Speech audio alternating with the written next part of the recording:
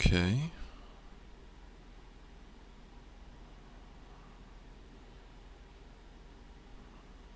All right.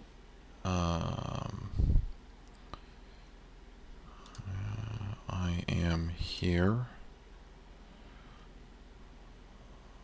Okay, we've got some tabs open.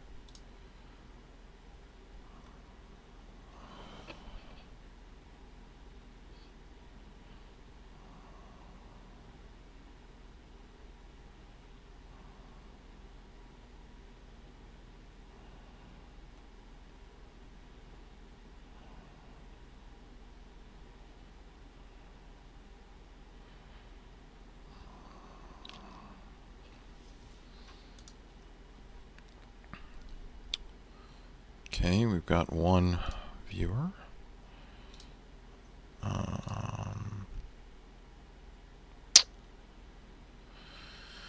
All right. Well, if this one viewer is real and not a bot, don't mean to insult you if you're a person. Hello, welcome.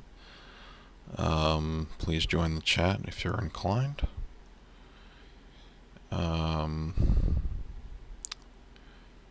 We will begin in a few minutes. Got some tabs open. Actually, because we want to look at some great Baroque art on this, so...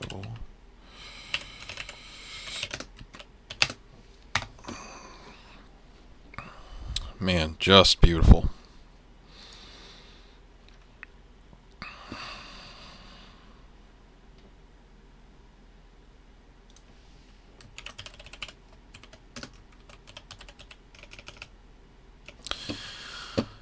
Hello, Joy Wargaming. Thanks for joining.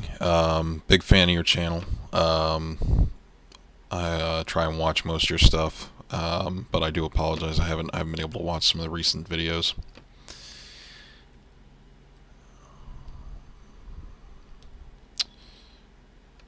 So we'll get started in a few minutes. Going to see if anybody else joins in and do the pop-out chat here so I can look at what y'all are saying and talk at the same time. Let me see if I can get this to work.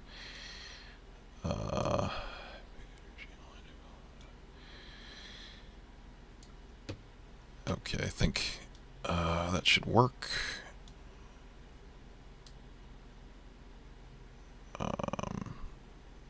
Pull that.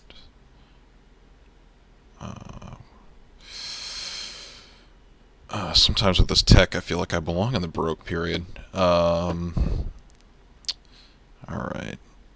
Starting a little bit here.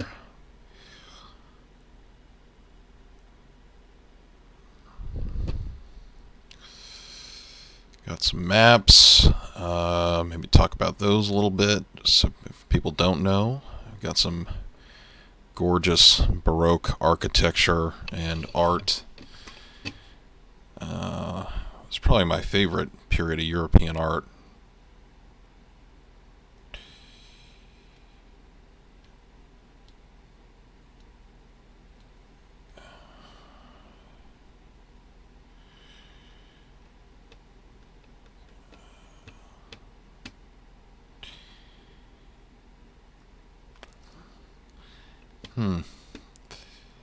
Yeah,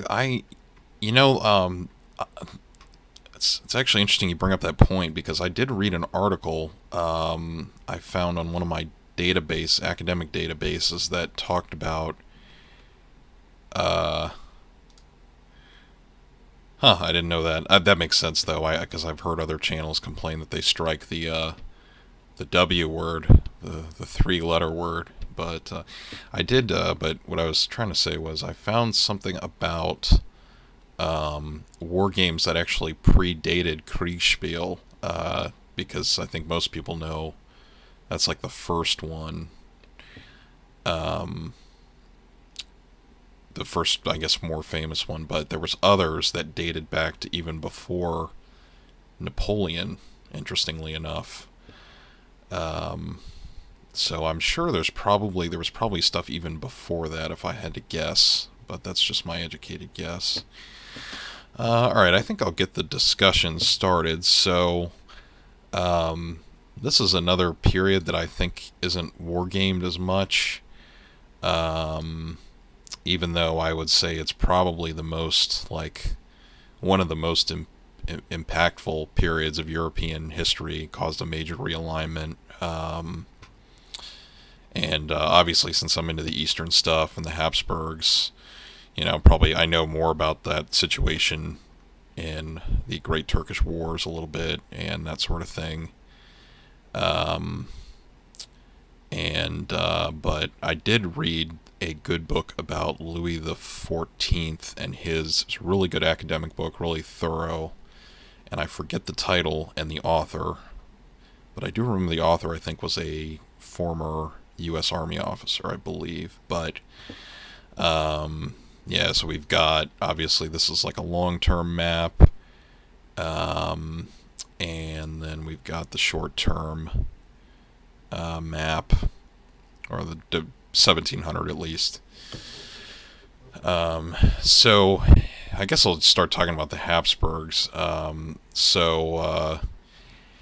This is probably like the finest hour, I would say, of the imperialist army, of the imperial army, and the Habsburg forces. So I guess that's another sort of thing to unpack, because it's complicated with the Habsburgs. It's not like the French in this period where you have like a state army or the beginnings of a state army, or in England I would guess they had something similar, but I don't know. I really actually don't know that much about Marlborough and his, well, I know about Marlborough, but I don't really know about the English military organization. But obviously this was also by this time the monarchy was divided into the eastern branch of the Habsburgs and the Spanish branch, which dies out. That's the whole issue, crux of the War of Spanish Succession. But in the eastern half of the dynasty, I mean, I would say this is probably their finest hour. They do a lot of modernizing with the military, and then they fight to big victories against the Ottomans. So I think in terms of, I'm going to focus on 28 millimeter for this, just because I know about some of the options for 15 millimeter, like by Fire and Sword.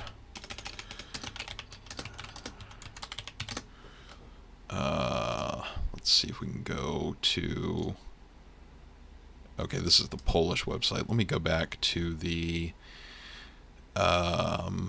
here it is, the US store. I showed this in the 30 Years War video, but these are also miniatures for doing the this is also a big major period of realignment for the Poland-Lithuania, because that's the period that the By Fire and Sword miniatures are designed for. So let's go to the Imperialists, and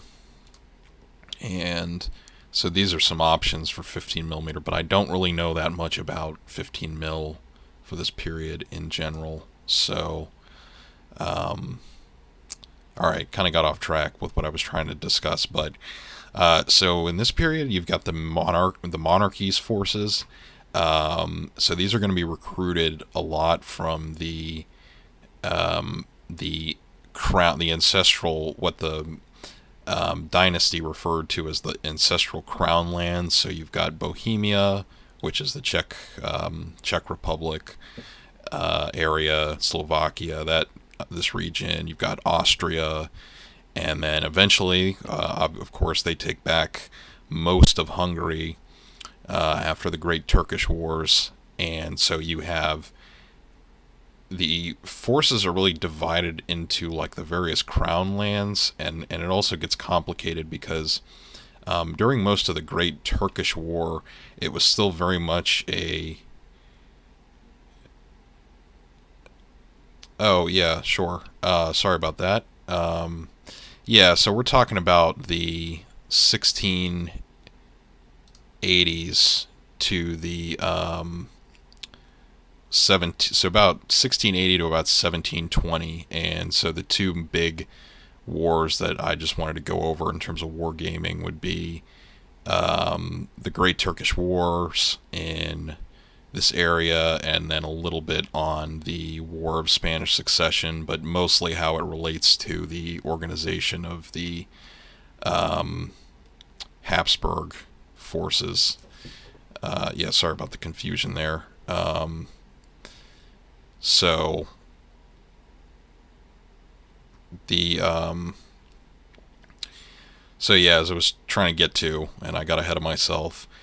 So it's a little complicated when you're dealing with the Habsburgs, especially if you want to build a war games army, because you have the forces recruited from the Empire in here, all those German states, and then you also have the household troops in this region, so the ancestral Habsburg crown lands, and then later they take back Hungary, and then they get more troops from this region to recruit them.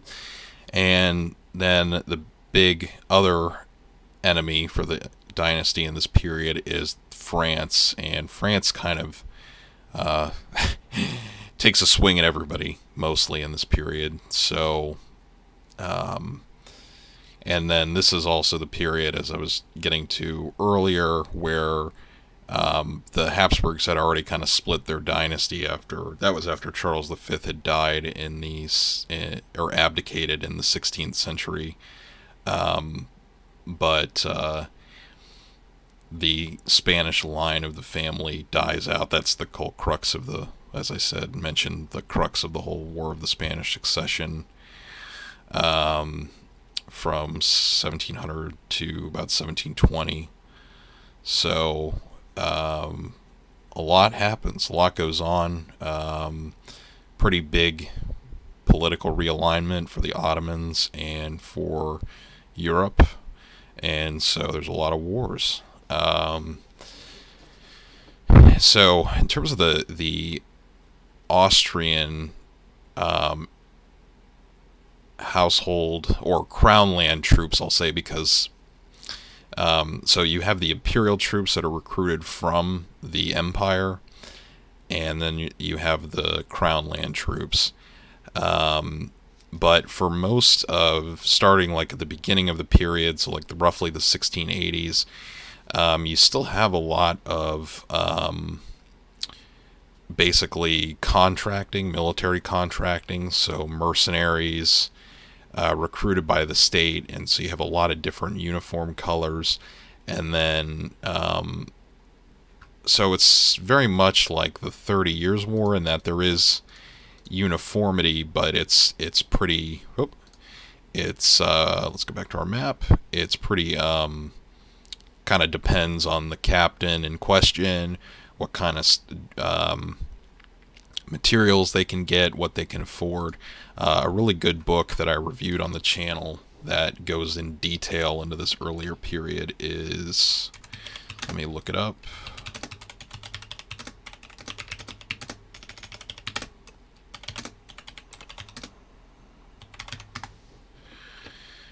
Hang on, let me search the author.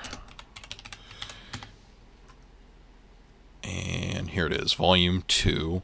So it's Wars and Soldiers in the early reign of Louis XIV, Volume 2. Imperial Army, 1657 to 1687. So generally, and he did a really good job. I reviewed the book on the channel in depth, but I will kind of repeat myself here because he did a good job getting into a lot of the archival sources with this, and he tried to find the regimental colors, and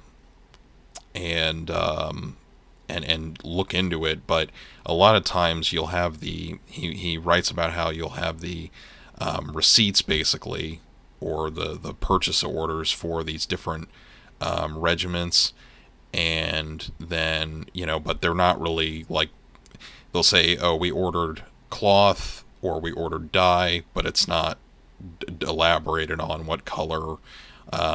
So he leaves it open to interpretation, but I do have the book right next to me, and he has a great appendix in the back where he explains the some of the colors. So let me find. Let's see. Let's just go to an infantry regiment and see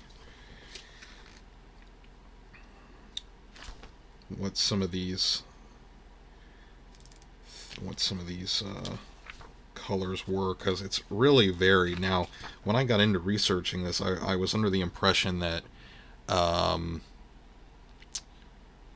oh, great. Welcome, Triarius. Yeah, glad you could listen in. Yeah, so I'm looking at the appendix. So we have the regiment. Trying to find the name. It's the second 2-6. Let's see.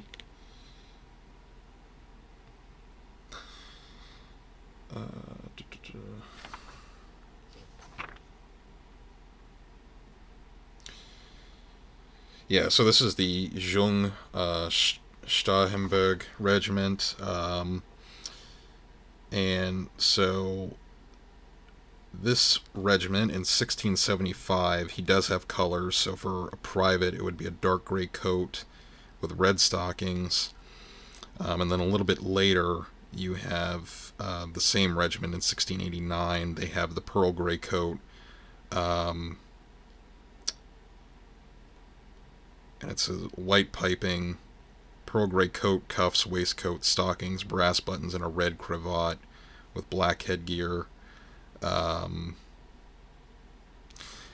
then, as I'm looking through the appendix, the pearl gray seems to have been instituted in quite a few of the regiments by the 1680s. So that would be the Great Turkish War starts after the pretty famous Battle of Vienna in 1683. But in the earlier period, you have a little bit more uniformity. I'm just looking to see if there's any exceptions, because I do recall there were a few exceptions to this. But he does have quite a few that I'm looking. Yeah, there's no data on what they wore exactly. And of course, you can expect there'd probably be variation in that shade of gray. And that sort of thing. But in the early, as I said, in the earlier periods of and the earlier part of this period, so 1650s to the, about to the 1680, it's pretty much anything goes, like the 30 Years' War. And then there's also a site that has some really good plates. Let me see if I can find it. I think this is it. Yes, okay. So this is about 20 years after the Turkish War, but I think it's still pretty close to what they would have worn. And obviously these are 19th century color plates, so there's bound to be some variation. Now this is sort of what I modeled some of my Marlburian infantry off of, with the blue cuffs, and I don't know if this is an actual. I don't think this is a particular regiment, as far as I can tell, but that's what I modeled them after. So the infantry is the pearl gray, and then you have the darker wolf gray for the artillery corps. You've got the hussars, who probably had a pretty big variety of uniforms.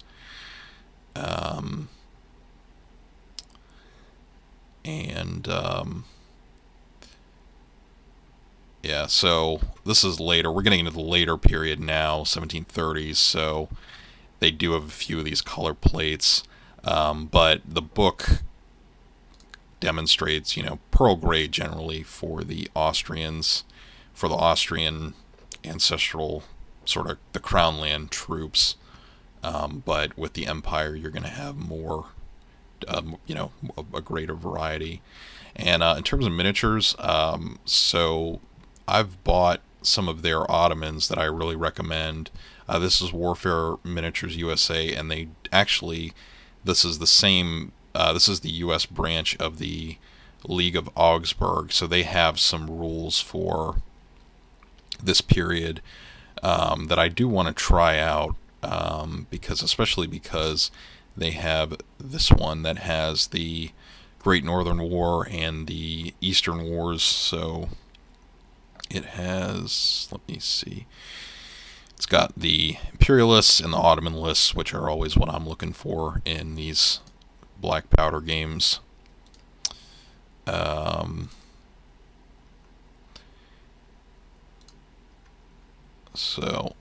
Sorry, this is a little disorganized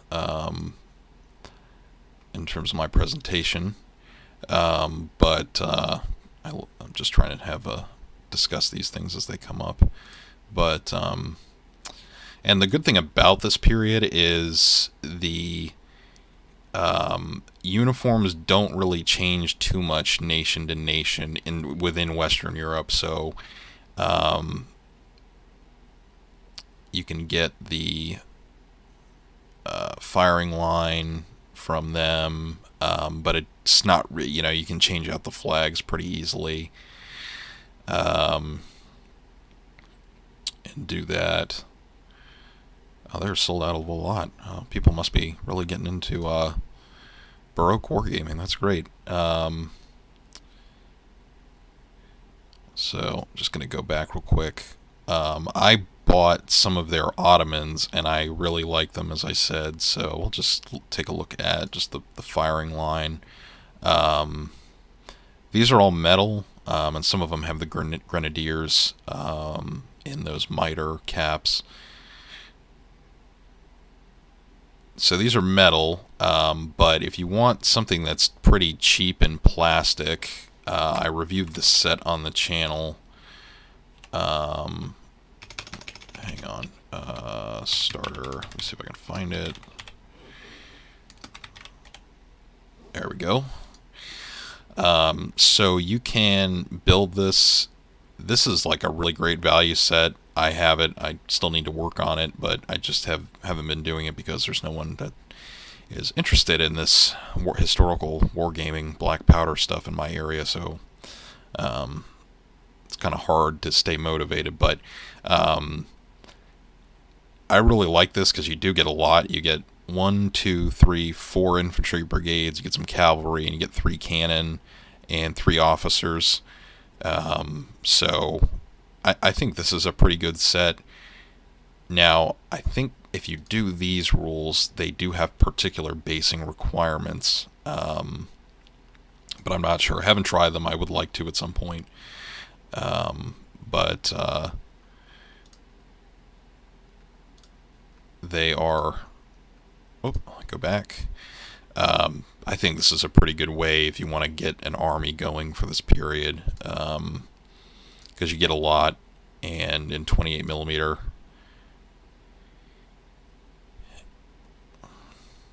And then the other big war you can do, and you could even split this in 2, I think, if you had 2 opponents, because the other big, we'll look at front rank in a second, because the other big conflict in this period is against France, the 9 Years' War,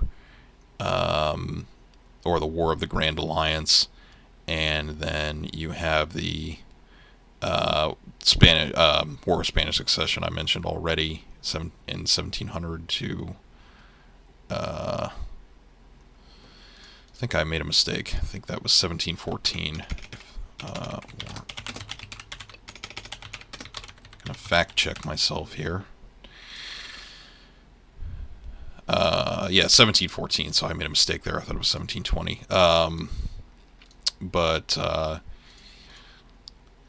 Yeah, so I think I'm kind of rambling a little bit, but I think if I was going to make an army, well, I am, but to make an army for doing Great Turkish War, what I would probably do is get this set and paint them in a pearl gray for Austrians and off-white, and the color I have been having success with doing that.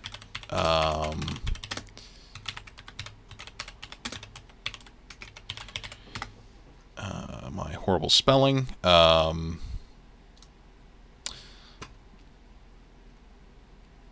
Yeah, so this color has worked really well for me for doing the Austrian pearl gray, and it looks darker in this picture, but when you get it onto a figure, and I've posted a video of my some of my Austrian infantry for the Baroque period before. It looks pretty good, and then I used a GW, it's called Apothecary White wash. It's a contrast paint, but it's works better as a gray wash. Yes, this is Prince Eugene's period, so I'll actually talk about that for a second, the Siege of Vienna, because I think most people know about it, but it's kind of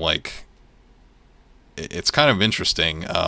So most people think that was, the Ottomans were going to surge into Europe after that, and obviously, let's get a picture of the Prince Eugene. Really great commander.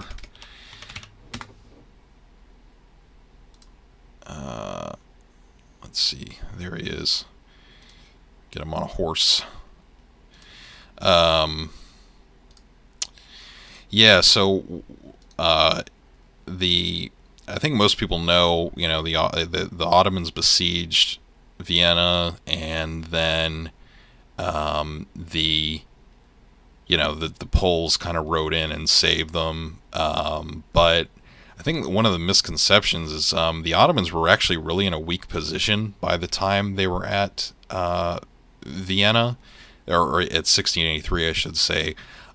It's kind of interesting. So really, the big push that the Ottomans could have done to take Vienna and push further into Europe, which even that's kind of debatable, was under Suleiman in 1529, and then he attacks Vienna again in 1531, and that's when they were really strong. And they maybe could have done it in the later 16th century during the 15 Years' War, the Long Turkish War. But by 1683, the Ottomans were actually in a really weak position. So what would happen was, especially as the 17th century went on, you would have the sultans, but also a lot of the court advisors would sort of tease, let's do a drive onto Vienna, and that'll kind of re-energize the dynasty. And by 83, they're really kind of on the ropes, because what happened to the Ottomans, they didn't really take part in the 30 Years' War too much, and then they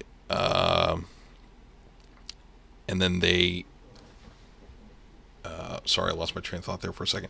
They didn't really take part in the 30 Years' War, so that's kind of what got them. Was the Europeans figured out in the 30 Years' War, they really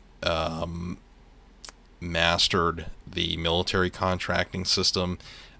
People like to say, the mercenaries in the 30 Years' War, they just rampaged and terrorized Europe. And there's a book, a more recent book about the 30 Years' War by a historian named Peter Wilson, and he kind of addresses that, where he says, there is devastation in the war, no question, but in terms of overall, the contracting system, the Europeans had really figured that out. And so that's really what allowed them to kind of beat the Ottomans in a way, even though it wasn't a professional army. They could always rely on these contractors to an extent, and they had a lot more options, where the Ottomans had this kind of, at that point, kind of they tried to have it both ways, tried to have the standing army, tried to have the contractors, but there's a whole bunch of other issues that I won't get into. It's just too many details. But the point is, by 1680s, they're really not. Their position is really weak. They can bring the numbers and they can bring the guns, the field guns especially, but tactically not really that great. Especially, like I said, the Europeans had been fighting the 30 Years' War. They had got a lot of things figured out. And the Ottomans didn't really get that experience as much. Yes, I believe the cuirassiers still wore the plate but I think it was. Let me go back to the uniformology. Let's go back, because this depiction still shows them as having. So this is a cuirassier in 1705, so it's less armored than, let's take a look at a 30 Years' War cuirassier.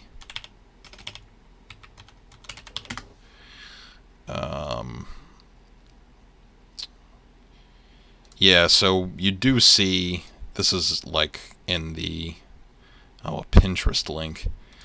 Ugh, okay, anyway. Yes, obviously this is the 30 Years' War with a really heavy cuirass, and then you've got this depiction, which around 1705 they weren't really wearing them as much. And then taking a look at the book that I referenced, it has some color plates. Let me see. I believe he has a depiction, a color plate of a cuirassier as well.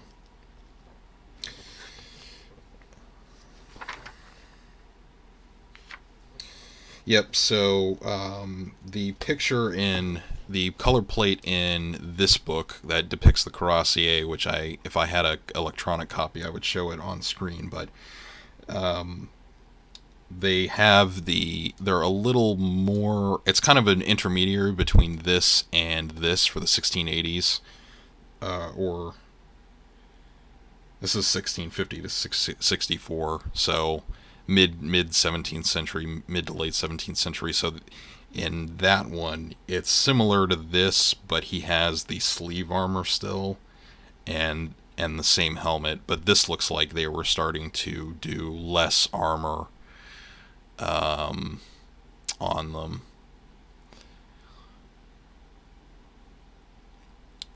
And also during the actual Battle of Vienna, you still have a lot more variation in the uniforms, because they're still coming out of the 30 Years' War contracting sort of style. Now, they're still contractors, but it seems like, according to the appendix in, let's go back, too many tabs, in this, that it looks like quite a few of the regiments got the pearl gray coat during the Great Turkish War, but there was probably still variation, in making an educated guess. One of the things that's kind of frustrating for me is trying to get, it's already kind of an obscure period in military history, unfortunately, and then a lot of this stuff is in German or in Turkish or in Hungarian, and it's like really hard to find the information. So but I think if I was going to do a Great Turkish Wars period of army, I would go with this if I wanted to do something on the cheap, and paint that up pearl gray with pearl gray coats. Might not be exactly right for, like, if you want to do the Siege of Vienna and you want everything to be right, there'd probably be a little more variation, because at the Siege of Vienna, a lot of the uniform coats were either they didn't have uniform coats, or I've read stuff about brown or just undyed wool being the norm, because the sort of the imperial coffers were pretty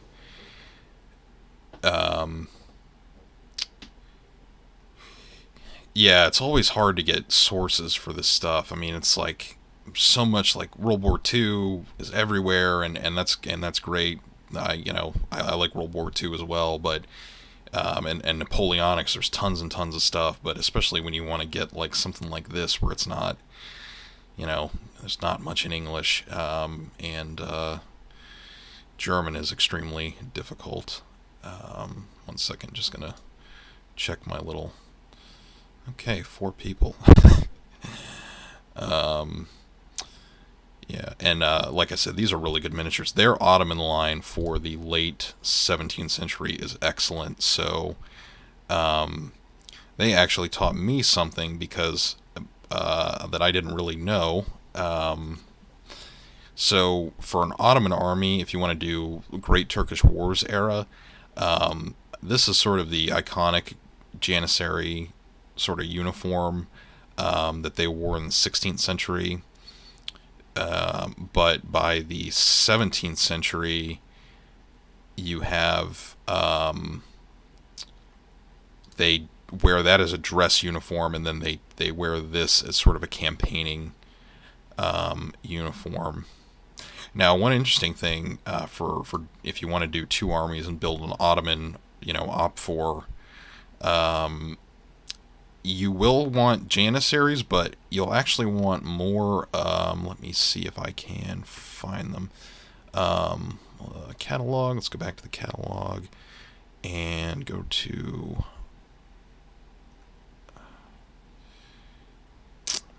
All right. Thanks.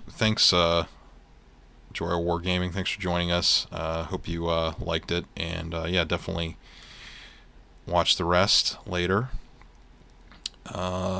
Okay, back to the Ottomans.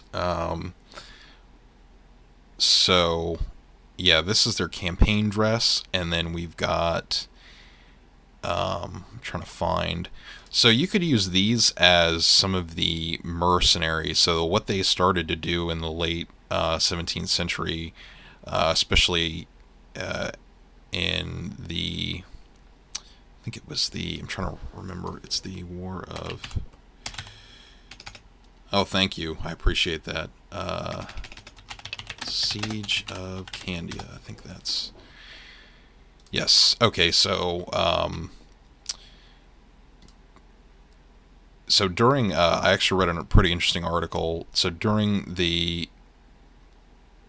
this siege, which as you can see went for a really long time, in the 1663-64... there was there's an article about the muster of the troops, and you actually saw less Janissaries and more of the sort of mercenary troops. So there was Sekban, and then there were Tüfekçi, and the let me go back to Warfare Miniatures. And so the Tüfekçi would fight mounted or dismounted, kind of as dragoons. And then the Sekban were provincial mercenary troops. And they have some Sekban musketeers, so I have some of these from my Ottoman army. And then we have... And then they also have some dedicated Tüfekçi. I like these guys. I might want to get some of these for my own Ottoman stuff. But I mean, I think really, again, this is something else I want to do more research on, is sort of the visuals. One thing that's kind of frustrating about the Ottomans is they were really, really into cloth and garments, but when you try and find like the specific cut or the specific color of certain clothing, it's kind of thin. They don't really describe it. It was taken for granted, I guess. So we have, yeah, so those are some options. So what I would say the point is if you want to do your Ottoman op for, you want some Janissaries definitely, and you can do them in the dress uniform, or you can do them in the campaigning uniform like this. And then, you can, and then you want to supplement them with these. Now, one question mark for me that I'm not really sure about is the how many Spahi they would have, because the Timar system that drafted them basically pretty much was dead by the late 17th century. Again, another big topic for another period, or another video, I should say. Let me see, where are their Spahi? Cavalry Command.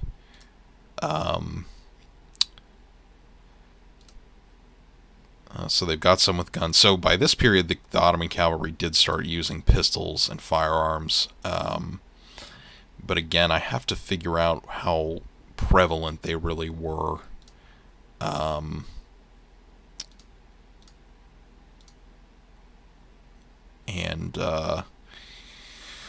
It's like I said, the system kind of breaks down in the 16th century, and you're talking about a century later, so yeah, not sure. That's something I'm going to have to research. And there's not many good books about the Ottoman perspective on this battle, or the Great Turkish Wars that I've been able to find.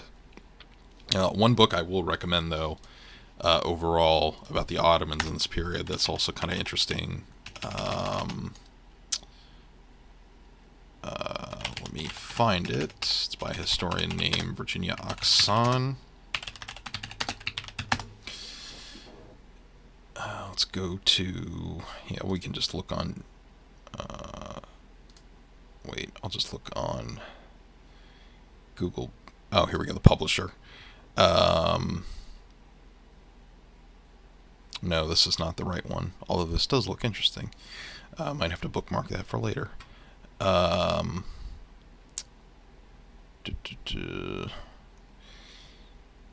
I go on JSTOR. No, wait.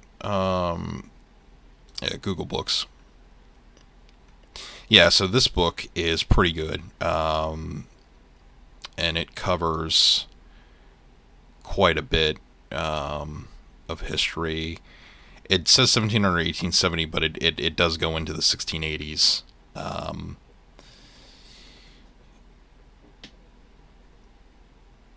I would disagree with this, but they were pretty powerful. But in terms of strategic, they could get to Vienna, but they couldn't quite press on. That was the problem. They had sort of reached their end, their logistical limit at that point. So that was a big problem. And these 15 mil, so I'll click out of that. We got Prince Eugene. And then another book for the imperialist side. And you can probably find PDF copies of both of these. This is a really fantastic book. Very detailed. Now it's a little dense because it is an academic book, but I mean, I'll just look through the table of contents here so y'all can see it. You've got some political stuff, some political constructions, and this is one of those books you don't have to sit and necessarily read it in order. You can kind of skip around if you want to. I should probably reread this because I don't remember a lot of the details. But it covers most of this period we're discussing, the Baroque period, and then it goes into the later sections. The Rákóczi Rebellion, that's an interesting one, because you kind of see that's where the Hungarians actually side with the Turks in some cases. So kind of a complicated story there, and there is a book coming out soon this year about how a lot of the Hungarians actually kind of supported the Turks against the Austrians. So very complicated. Not exactly what people might think.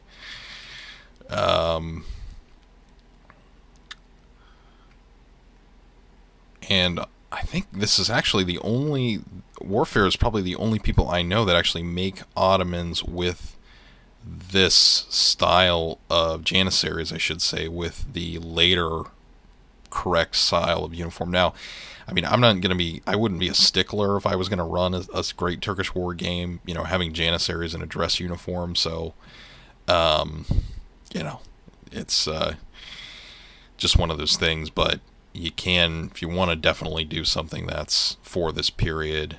No, those are Bosniaks. We want to go back to, yeah, here we go, loading and campaign dress. You want to do something like this. Let me just check real quick how long we've been going. 46 minutes. Okay, well, I have to get up early tomorrow, so probably we'll go for a little bit longer, and then maybe wrap this up hour and 20 minutes sort of thing.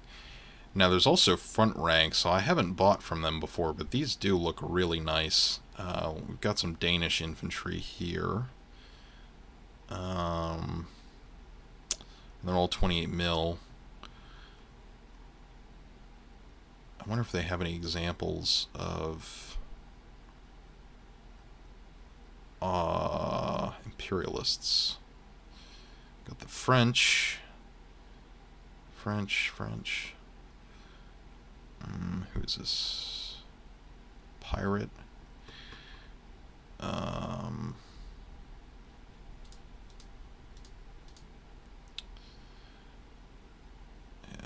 Infantry. Monmouth Rebels. We've got... I wonder if it has any more example pictures. Yeah, they do look... The proportions do look different. Because the Warlord ones are actually from... they merged with Wargames Factory. So these are actually Wargames Factory figures, and they aren't in that heroic sort of chunkier scale that the rest of the Warlord ranges are. So these guys are a little skinnier, but it looks like these guys are more in that heroic scale. Yeah, I'm not sure. I have plenty of infantry. I think if I was gonna, I might, maybe in the future, probably not, probably next year sometime, because I don't have, you know, just not a lot of impetus on my personal project for this period, but might get some of these, like maybe some cavalry or something, just to look and see what the scale difference is. Now, I will say these figures, when I mix them with my Warlord and my Assault Group stuff, they do work fine. I think, though, that they are a little skinnier, so it's more, I guess, realistic, kind of like these figures. I wish there was a better close-up picture. Let me go back. I think these are...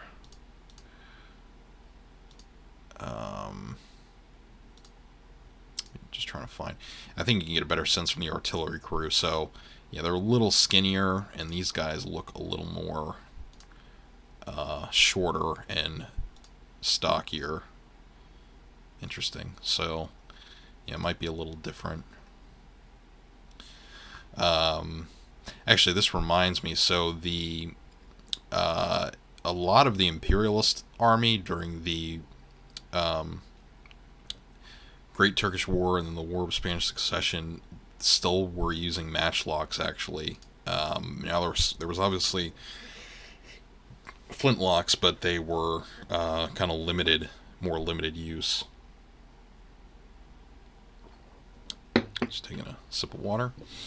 I got some Baroque art. And then... Now, I'm not sure, actually, who sells other...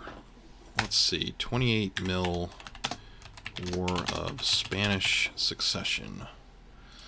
Let's see who else sells these. We've got... Okay, there's actually more options. Okay, I've looked at these before, Erebor miniatures.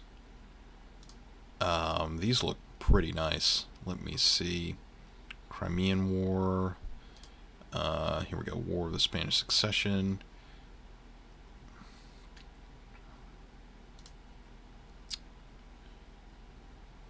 I guess you have to buy these individually, unless they have... Oh, Austrian foot. Excellent. Let's take a look at that. Grenadiers, Austrian foot, regiment marching. Okay, so these guys have the peaked miter caps. And then... And we've got some Brandenburg infantry with a different style of cap. And then Foundry has some figures as well, so let's take a look at them.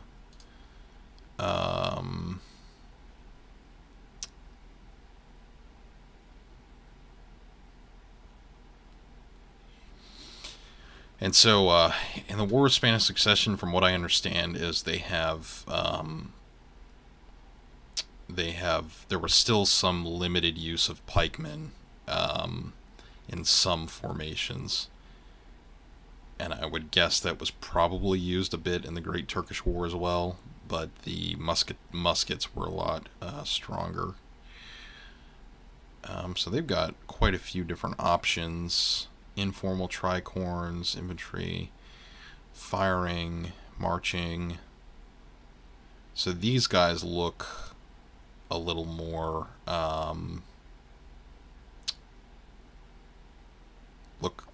like the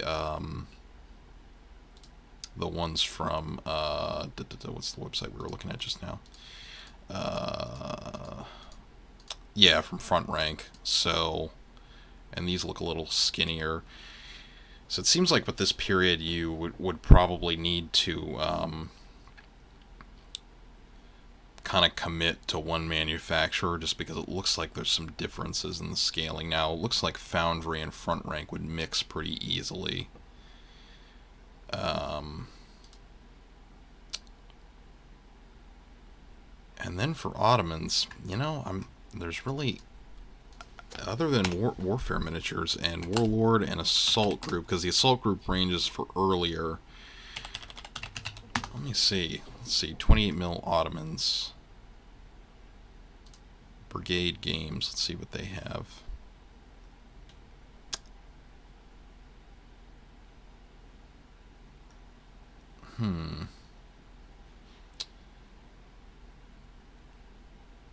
Okay, I think these are for... Yes, these would be for Napoleonics, because these are the Nizami Jadid, so the new... or maybe not Napoleonic, post-Napoleon, I think.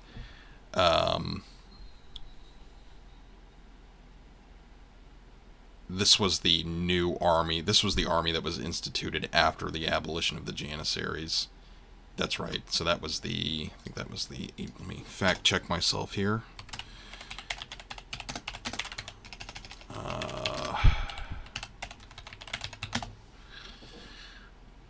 Janissary... 1826. Okay. So... Yeah.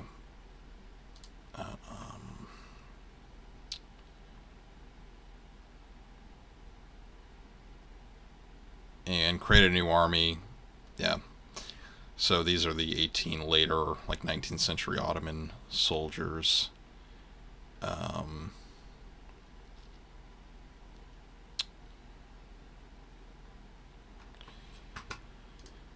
Sometimes these streams actually help me get things clear in my mind when I have to try and discuss them or teach them.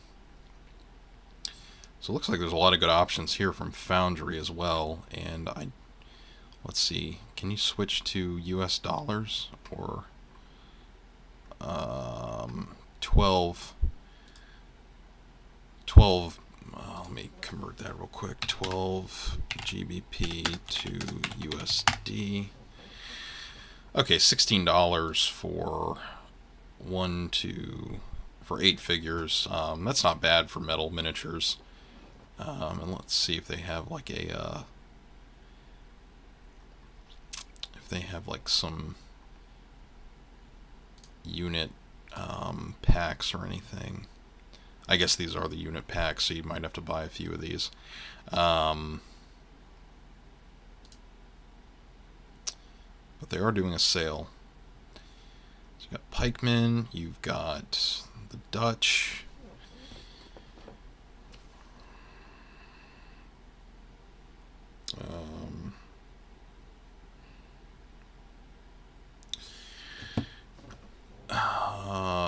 Swedish for Great Northern War, but that's not what we're focusing on here. So it looks like Foundry's line is really great. I hadn't looked through this before. And do they have any Imperialists in here?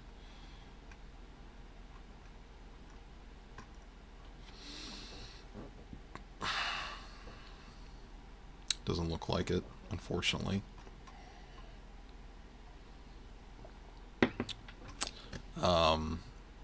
And then looked at what extent were pikes still used in this time period. Yeah, that's something I'm still trying to research, because in some of the pictures, like in the War of Spanish Succession, some of the Osprey plates, it still shows like limited use of pikes, and Warfare Miniatures sells some units that still have a few pikemen, because the Osprey plate that I saw that was a Spanish regiment during the War of Spanish Succession, there were still like a few pikemen in the line. So I'm not sure, that's something I'm going to have to learn more about. But definitely, I think by the end of the War of Spanish Succession, the pike had pretty much been phased out, because a lot of it was due to the introduction of first the plug bayonet and then the socket bayonet, and then by the time the socket bayonet became standard issue across Europe, basically, that was then the pikes were pretty much phased out. But I think the Swedes actually hung on to the pikes to the end of the Great Northern War, so interestingly enough. And actually, that's one of the things one of the theories about the Ottomans, why they kind of lost a tactical edge, was they never adapted to like the socket bayonet or the plug bayonet. They never did the plug bayonet, and they never really adapted to the socket bayonet until like much later. So that's one of the theories as to why they lost their dominance, and probably not the only reason, but I think that there's definitely, you can make a case that's definitely a contributing factor. They also have Cossacks. Now you might be able to fudge these as maybe some Hungarian Haijuks or Galician, troops used by the Habsburgs. Let's go back to our map, because this area is kind of Polish, sort of the Galicia region. So you might be able to use some of them, I think, even though they're supposed to be Cossacks. These Erebor ones are really nice, but I'm trying to see if they have some like regimental packs, but it doesn't seem like they do. I guess, oh, here we go, regiment giving fire. Okay. 18 figures. These look really nice. Might have to give those a try at some point and try painting some of those. Just been refraining from ordering from the UK, not because I have anything against the companies there. It's just it takes a really long time to get stuff, and I don't know if that's normal or if that's just because of a lot of the lockdown stuff. Anyway. These look nice as well, but that's for a later period. How long have we been going here? About an hour. think I'll wrap it up here. I didn't really do everything I wanted to do in the stream, but it's getting late for me. I think what I'll probably do is revisit this topic, especially about the imperialists, Imperial Army in particular in this era, and do like a more focused video and actually have like some notes and stuff to read from. Because normally when I do these like presentations like this, I just like to read a lot and then talk off the cuff when I feel like I really know it. But doing these is kind of helpful practice for me as far as that goes when I do the more structured videos. Plus it was nice just to have y'all in the audience and take some of the questions in the chat. I like that feature. Yeah, so I think this is a pretty interesting period for wargaming. I think it's definitely underrated, even though you've got so many wars. If we can, I mean, you've got the we've got, you know, War of the Grand Alliance against France. You got War of, you know, Great Turkish War. You've got War of the Spanish Succession. So there's plenty to war game, and it was also a transitionary period because you have yeah, you're welcome. You also have, it's also the changeover from the siege intensive warfare to like the kind of the warfare that you would see in the late or the mid to late 18th century. So the sort of the classic horse and musket battles from, you know, War of the Austrian Succession, War of the 7 Years War, War, and, you know, American War of Independence and Napoleonic Wars, all that stuff. I guess Napoleon was a little different, but anyway, which is not really a period I'm super into, but I think eventually I would probably like to do some Ottoman Napoleonic stuff. I think that would be a lot of fun, but not a priority.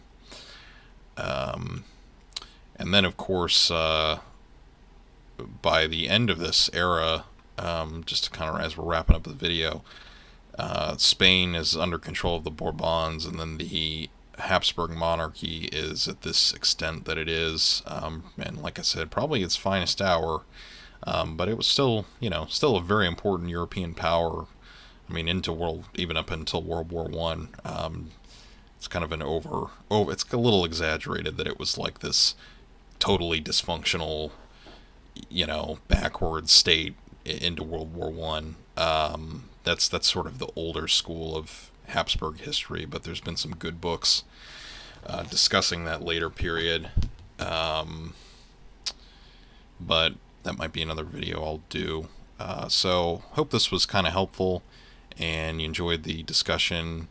Apologize that it's a little rough around the edges when I talk sometimes. But yeah, I hope you liked it, and I think we'll wrap it up there. And talk to y'all next time. And it was great chatting.